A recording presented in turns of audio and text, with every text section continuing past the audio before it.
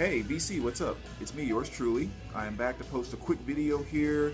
Just got off work a moment ago and I thought, let me go ahead and do this quick second response that I told Adam I was going to do to his 180 subs contest. And if you haven't seen that yet, make sure you go to Adam's channel, Adam Lee, and check out his 180 subs contest. But, Adam is a complete and total 80s freak, much like myself, and his contest was basically your favorite 80s male artist. Now, there was just way too much for me to narrow it down to 10, so I already did a response to his video, which was more so of my favorite 80s pop and new wave artists, and I decided to do a couple other videos with my favorite 80s R&B male artists, and then the one I'm going to do now, which is my favorite 80s artists in terms of metal, hair metal, and hard rock. So that's kind of what this video is about. All right, and I just want to kind of clarify, in case some of you might be wondering, why didn't he pick this album? Why didn't he pick this group? In all these videos, or these three I'm going to do for Adam, I'm basing my picks off of what I was actually digging and totally into back then, not what I know now. Okay, so that's why, like, for example, Metallica's Master of Puppets is my favorite metal album of all time. But it's not in my favorite metal albums from the 80s because I didn't listen to it back then. Matter of fact, I honestly hated it back then, quite frankly.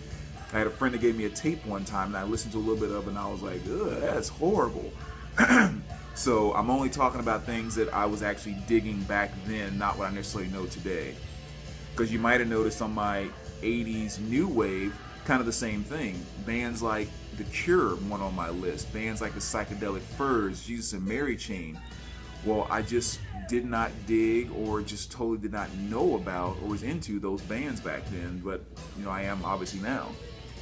So here's I think I have like 15 here. Kind of cheated, but this isn't my actual response. It's just an extra video, so I can cheat. No big deal. But anyway, my top or favorite 80s hair metal / hard rock bands that I was digging back then.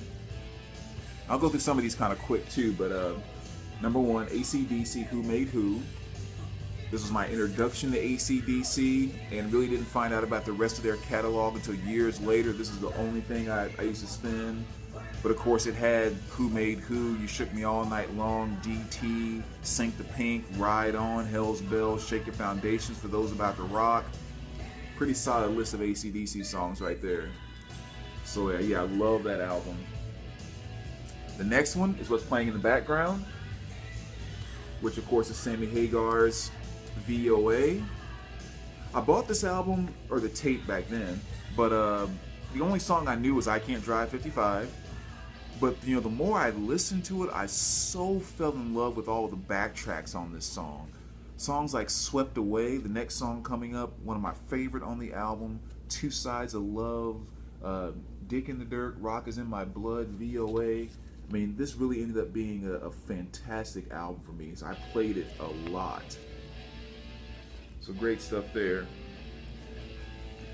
This was an album that a friend had, and not album, but the cassette back then, he gave to me. And I really didn't know the band, but just started playing it because there was something about it that was just cool. I didn't know anything, I wasn't exactly digging it, but it was cool to listen to. And it was actually my introduction to Iron Maiden, Somewhere in Time. And The Loneliness of the Long Distance Runner kind of became the initial song that sucked me in, but then the more I started listening to it and got into Wasted Years and Heaven Can Wait, and this was really all things Iron Maiden me back then.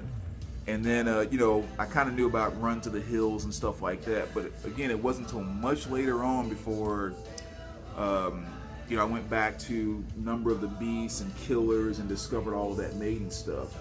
So yeah, this was huge for me as far as albums I was listening to back then in the 80s. This was an album that followed me pretty much on every single basketball trip I went on. This was always there in my Walkman. Motley Crue, Girls, Girls, Girls. I mean, when this album came out back then, which was what, 87 I think, man, I thought this album was just incredible. Wild Side, especially the guitar riffs in that, the drumming, Girls, Girls, Girls, just, and of course Theater of Pain and all that was huge too. But yes, I love this Motley Crue album. Listen to it all the time. And just kind of love Motley Crue in general. You know, one of the few bands that really did a great job of walking that, you know, here's the glam side of things. So they easily got into a lot of MTV rotation and stuff like that. But at the same time, even though they had their cheesy stuff, when it came to kind of really being able to rock and hit it hard, they did it. I mean, you listen to songs like Kickstart My Heart and Wild Side and Dr. Feelgood and stuff like that, Looks to Kill, I mean, all that stuff. They had some pretty hard rocking tracks. So you gotta love the Crue. Another great one I listen to a lot, Dokken, Back for the Attack.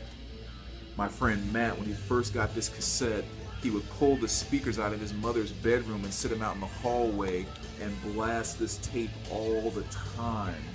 I mean, just the intro to that Kiss of Death, just like, it sucks you right in. And see, there was a summer where we all just got totally hooked on this album, and I've loved it ever since. I still play this very regularly. The song Kiss of Death, one of the best guitar intros in a song ever. Heaven Sent, and of course the soundtrack from Dream Warriors, from The Nightmare on Elm Street. Awesome 80s hair metal album. And here's one that catches a lot of flack, but I don't care. I loved it then, and I still love it today. Poison, Look What the Cat Dragged In. Back in the hair metal days, I mean, this album was right there at the top of the list, and I liked it. Now, even though kind of what they were doing was part of that big push that just took hair metal out and really kind of made it somewhat of a joke, I mean, you have to accept the consequences of what you do, but at the same time, I love the band, and I love this time period in hair metal too. Before things started having to be too dark, and you know, things just stayed kind of fun and playful in a way, and to me, there's nothing wrong with that. I mean, I don't know. I don't think all music played with a distorted guitar has to be something that has to just automatically go to dark and just always be, you know. Love that stuff, but it doesn't have to be that way all the time. So stuff like Talk Dirty to Me, Want Some, Need Some, and of course later Daddy's Fallen Angel and Nothing But a Good Time. Those were just fun songs to listen to. So more power to Poison. Skid Row. I almost kind of make this an honorable mention. I mean, if you love this band on any level, of course you listen to I Remember You and 18 in Life until it just bled out of your ears. You couldn't get away from it. Youth Gone Wild is another great track. But one of the things that I always say, where I give the most props to this album, is the guitar solo on I Remember You. In my opinion, is probably one of my top 5 guitar solos of all time. Which you probably didn't hear that coming. But the reason I say that is I don't know if there's many guitar solos in my mind that capture the essence of the song and rolls and flows with the melody and the groove of the song as much as that guitar solo fits into that song. I mean, it's not some crazy shredding or some complex or complicated piece or anything, but it's just an absolute beautiful fit in that song.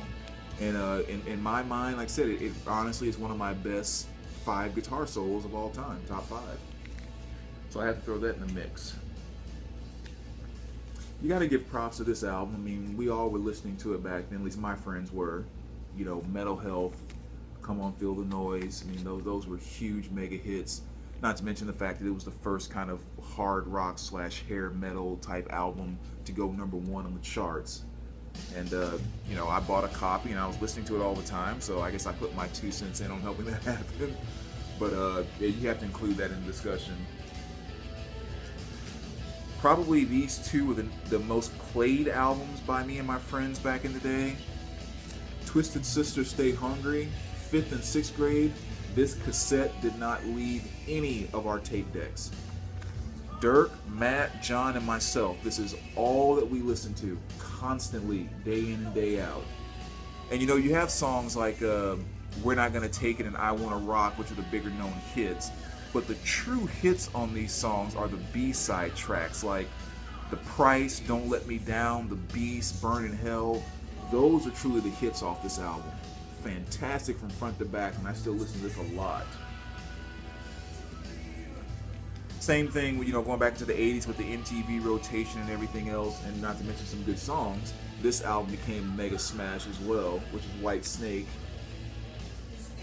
And of course you had songs like Here I Go Again, which I can barely listen to if my life depended on it, but it was a great track and it was huge. Give Me All Your Love, great track. Is This Love, great track. But Still the Night was the song I think that was just, you know, the absolute monster on this. And mainly because I can still listen to that song today and feel just as pumped up about it as I did back then. It's not one of those 80s hair metal songs that just completely faded as a one-hit wonder and just can't go back to it, like Here I Go Again. And I remember my friend Matt, his brother Dave, used to work at a radio station. And every night he worked, we would call him up and say, hey, play Still of the Night. And he would throw it on every time for us. So good memories there. Rat, Out of the Cellar, you know, Round and Round, Wanted Man. These were huge 80s hair hits, and I was totally digging Rat back then. Then, of course, when Dance came out and Lay It Down and all of that, which still, Lay It Down, #1 guitar intro of any song ever, in my opinion. The next album here, actually, this is kind of funny because our our art teacher used to let us bring cassettes in and play it sometimes when we had just like work time during art. So when it was my turn, I brought in this album, and I kind of take a little pride in the fact that I introduced a number of my friends and also classmates to this album, because I remember actually putting this on and Welcome to the Jungle coming on and people going, what is that? Who is, I mean, having no clue what Welcome to the Jungle was. So yeah, there's a little piece of pride in me that kind of makes me feel like, yeah, I kind of knew that before a lot of people. It was out in circulation, if you will. And the exact same thing with this album, Def Leppard's Hysteria. I mean, I played the heck out of this as well. And I remember when I first brought this album out, you know, we used to do our freestyling things. We'd be out in the street riding with our tape recorders out there and everything. And I put the song Pour Some Sugar on Me on. And nobody had any clue what it was. Who's that? What is that? Again, if you can imagine a time, love it or hate it, that someone did not know what Pour Some Sugar on Me was. So this is an album that, again, I played a ton back then. Bon Jovi, Slippery When Wet, that kind of goes without saying. Again, this was a mega hit. Anyone that was into the whole hair scene, the MTV scene, you're all about this with Let It Rock, You Give Love a Bad Name, Living on a Prayer, Wanted Dead or Alive, number of other hits. So great classic album. Going back to that time when MTV was still cooler to watch, they are the ones that introduced me to Judas Priest. And I did not discover the rest of the Judas Priest catalog until many years after. Matter of fact, maybe the last 9 or 10 years is really when I discovered, you know, Sad Wings of Destiny and Point of Entry and all of that, you know, Made in Japan. I had no clue about any of that. The only Judas Priest I knew back then was this era, Turbo Lover and Screaming for Vengeance. You know, with songs like Parental Guidance and You Got Another Thing Coming. Those were songs that I just loved and listened to all the time. But that was all I knew of Priest at that point. So I definitely got to have that one in the mix. 1984, that kind of goes without saying. I mean, you know, Jump, Panama, and everything else, those were huge hits. So we played this album a lot. But even more so with the last one here, Van Halen 5150.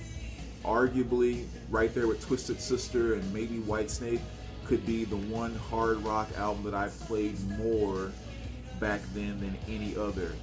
There was this nice time period for, or, I don't know how many months it might have been, but between this album and EPMD Strictly Business were the only 2 cassettes that I played on end, back and forth for months and months and months. And in my opinion, song for song, the greatest Van Halen album ever. Musically, just beautiful and total genius. So anyway, those are some of my favorite hard rock, hair metal artists. Again, let me know what you think, and I'll be back soon to do my 80s male R&B artists for you as well. All right, congrats, Adam, and we'll see you soon.